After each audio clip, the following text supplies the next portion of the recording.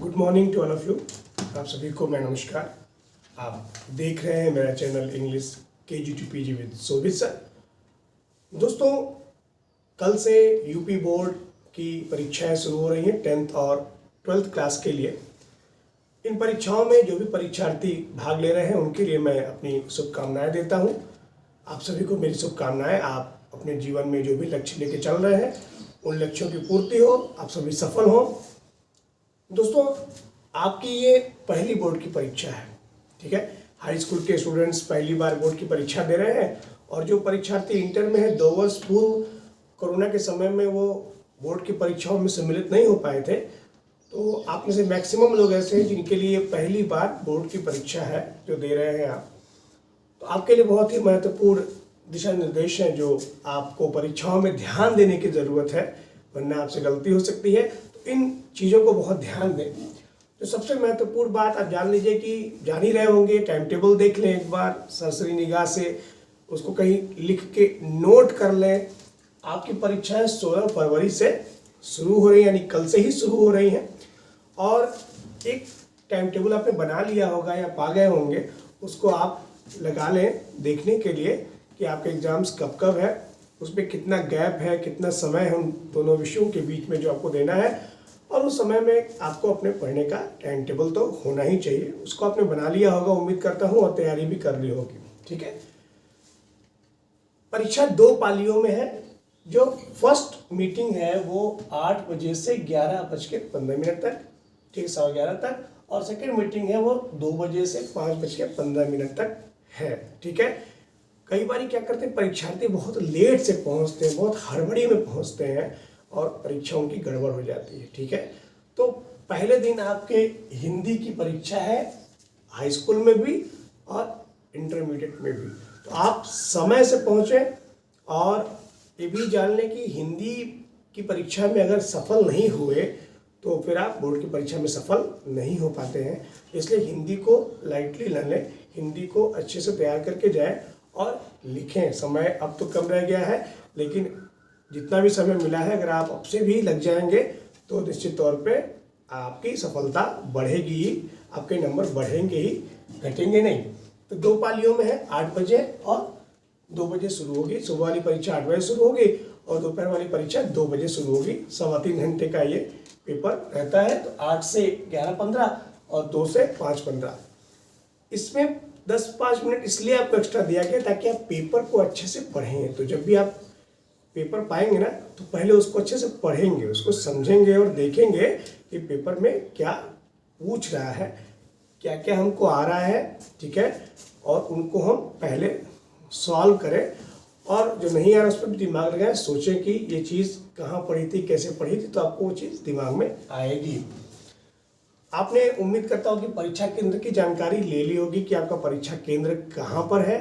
तो अगर नहीं ली है तो अभी भी आप उसकी जानकारी ले लीजिए, ठीक है, क्योंकि परीक्षा केंद्र की जानकारी होगी तभी आप समय से पहुँच पाएंगे। परीक्षा केंद्र कई बार नहीं पता होता है तो हम लोग लेट कर जाते हैं, ठीक है।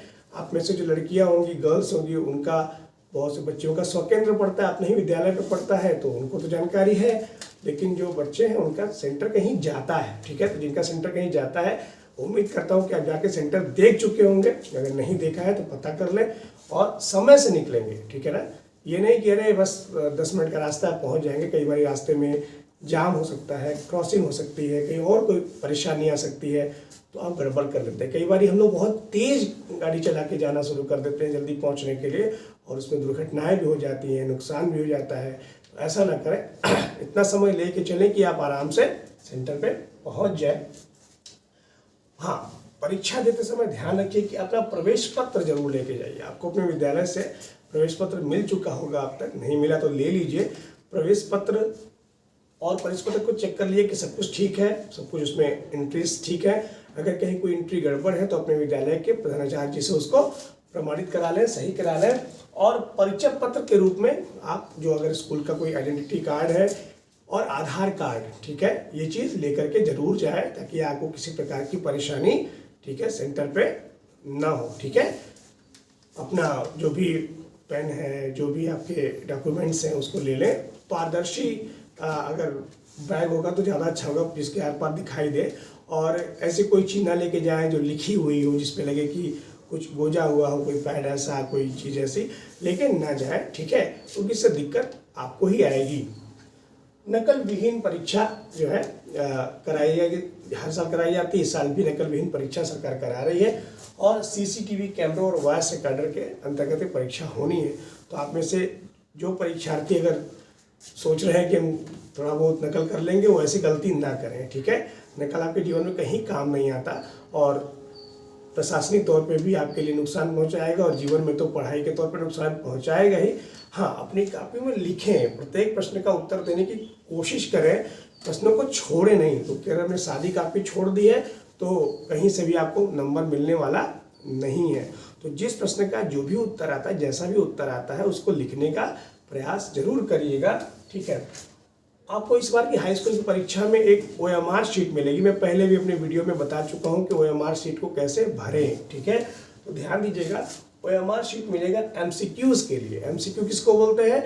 मल्टीपल चॉइस क्वेश्चन, यानी 20 प्रश्न ऐसे होंगे प्रत्येक विषय में जो आपको ऑप्शनल होंगे, ABCD वाले होंगे, ठीक है। तो प्रश्न को आप पढ़ेंगे पेपर में और आंसर किस पे देंगे? कॉपी में नहीं, OMR में देंगे। और OMR में प्रत्येक प्रश्न का 4 आंसर दिया होगा, ABCD दिया होगा। तो जिसका आंसर जो भी है, मान लीजिए B आंसर है, ठीक है, तो आप B आंसर को करेंगे। और कैसे करेंगे? टिक नहीं करेंगे, क्रॉस नहीं करेंगे, उसको पूरा गोल करेंगे, ठीक है। उस पॉइंट को पूरा गोल कर देंगे बढ़िया से। और OMR पे जो भी एंट्रीज है, ठीक है, उसको देख लेंगे कि उस पर आपकी एंट्री भरी हुई आई है तो मिला लेंगे कि मेरी ही एंट्री है कि नहीं, मेरा ही डिटेल है कि नहीं। और जो एंट्री नहीं भरी होगी उसको आप अपने प्रश्न पत्र से और अपने पेपर से मिला के भर लेंगे। जैसे आपका रोल नंबर उस पर लिखा है तो ठीक है, नहीं लिखा है तो लिखना है, ठीक है। उस पर विषय कोड पेपर से देख के आप लिख लेंगे, अगर नहीं लिखा है तो, ठीक है। तो जो एंट्री आपको नहीं दिया है उस पर, तो उसको आप भरेंगे। और अगर दे दिया है तो ठीक है, उन्हें ध्यान देना और साफ साफ लिखना है, कटिंग वटिंग अलाउ नहीं होगी, ठीक है। ये भी देख लेंगे कि जो है हमारा आपको मिला है कटा फटा तो नहीं मिला है। अगर कटा फटा है तो आप अपने कक्ष निरीक्षक को दिखाएंगे कि देखिए सर मेरा गड़बड़ है, सही से छपा नहीं है, गड़बड़ है। तो उसको वो कुछ रास्ता निकालेंगे, परिवर्तन करा सकते हैं, क्योंकि ठीक है गलत पे जाएगा तो आपकी जांचेगी नहीं कॉपी। उत्तर पुस्तिका आपको मिलेगी लिखने के लिए। तो उत्तर पुस्तिका को भी आप अच्छे से साफ सुथरे तरीके से, उसमें अपना रोल नंबर है, ठीक है, अपने विषय का कोड है, ठीक है, जो भी उसमें जानकारियाँ मांगी जाएगी उस जानकारी को अच्छे से आप भर देंगे। और रोल नंबर जब आप लिखते हैं ना, तो जैसे मान लीजिए आपका रोल नंबर है 1 2 3 4 5 6 जो भी है, तो इसको आप इंग्लिश में तो लिखेंगे ही, ठीक है।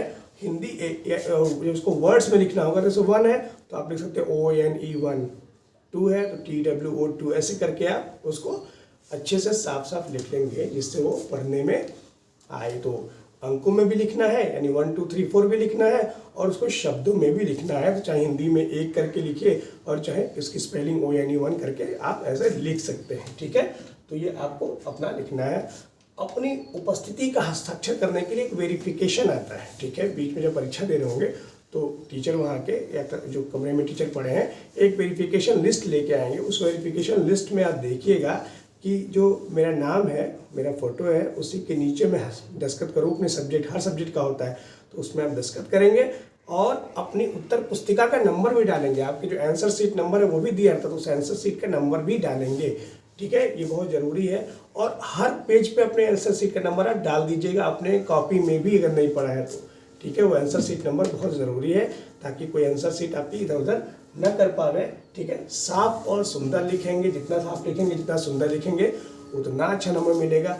कोशिश करिएगा कि हमारी पूरी कॉपी, ठीक है, हमने पूरी की हो, लिखी हो, क्योंकि जब आप लिखेंगे, प्रयास करेंगे तभी आपको मार्क्स मिलेंगे, ठीक है। तो उम्मीद करता हूँ कि आपने अपनी तैयारी बना ली होगी, आप उसी तैयारी के साथ चल रहे होंगे। और इन्हीं सभी शुभकामनाओं के साथ आपको परीक्षा के लिए मैं बेस्ट ऑफ लक बोलता हूँ। ऐसी ही ज़रूरी सूचनाओं के साथ और विषय से संबंधित सूचनाओं के साथ आपके बीच आता रहूँगा। तब तक आप मेरे चैनल्स को बीच में जब भी मौका मिले देखते रहें और लाइक करें, शेयर करें, सब्सक्राइब करें। आप सभी को नमस्कार।